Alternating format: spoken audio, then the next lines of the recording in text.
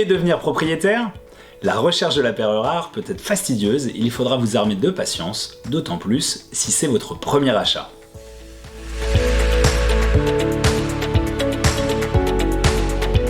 Voici toutes les étapes à suivre pour un achat immobilier réussi.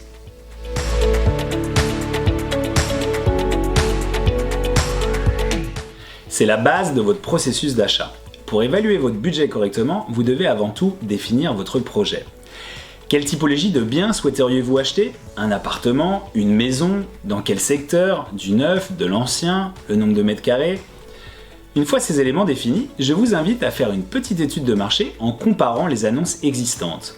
Cela vous permettra de vous faire une première idée réaliste du budget nécessaire pour votre projet d'achat. Posez-vous ensuite la question de vos ressources.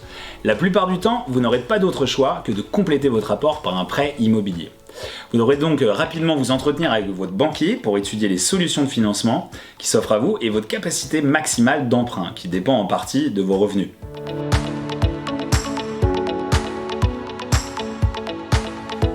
Partir à la recherche d'un bien immobilier n'est pas chose simple, mais plusieurs moyens sont à votre disposition pour trouver le logement idéal. Vous pouvez adresser votre demande à un professionnel de l'immobilier qui se chargera de trouver des biens correspondant à vos critères.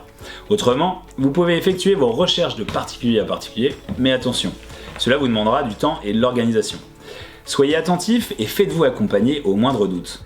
Vous pouvez aussi effectuer vos recherches en ligne. Vous trouverez de nombreuses annonces de biens à vendre sur internet, sur des sites tels que Sologer, Explorimo et puis aussi sur des sites d'agences immobilières tels que francehermitage.fr. Si vous visitez un bien et que celui-ci retient votre attention, il est important de vous renseigner sur un certain nombre de points avant de vous décider.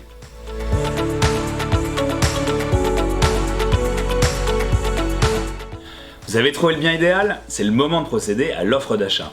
Cette offre se fait de préférence par écrit. Vous devrez y préciser le prix d'acquisition du bien, au prix proposé ou inférieur, le délai de validité de votre offre, allant généralement de quelques jours à 2 semaines. Le vendeur dispose ensuite de ce délai pour vous faire savoir s'il accepte ou rejette votre offre d'achat. S'il l'accepte, il contresignera votre offre. En cas de rejet, le vendeur peut vous faire une contre-proposition que vous êtes à votre tour libre d'accepter ou de refuser.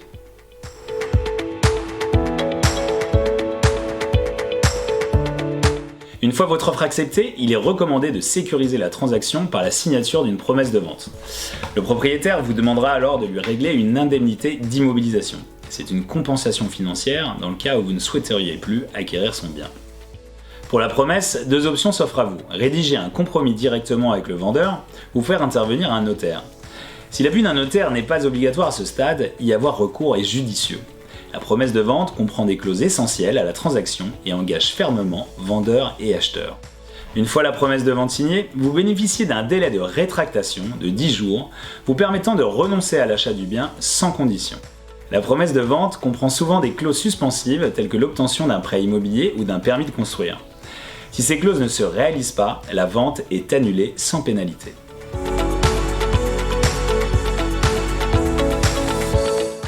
Le compromis de vente est signé, il est temps de trouver les fonds. Vous avez 45 à 60 jours pour trouver le financement nécessaire à l'achat du bien. Préparez-vous à défendre votre projet devant les banques afin d'obtenir une offre de prêt. Pour effectuer votre demande, plusieurs documents vous seront demandés, vos bulletins de salaire, relevés de compte, fiches d'imposition, etc. Notez que la banque sera très attentive à vos relevés bancaires des 3 derniers mois. Soyez organisé et rigoureux afin de constituer un dossier complet que vous pourrez soumettre à plusieurs institutions bancaires.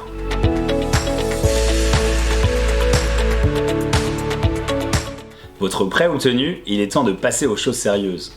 Le délai moyen entre la signature de la promesse et celle de l'acte de vente est d'environ 3 mois. C'est à cette étape que vous devenez propriétaire du bien. L'acte de vente doit prendre la forme d'un acte authentique établi par un notaire. Une fois l'acte de vente signé, les clés vous sont remises contre le versement de la somme convenue pour le bien et les frais de notaire. On vous remettra des attestations de propriété vous permettant d'entamer vos démarches administratives telles que souscription d'abonnement gaz, eau, électricité, contrat d'assurance, etc. Si vous êtes à la recherche d'un bien à Paris, consultez dès à présent nos offres sur le site francehermitage.fr.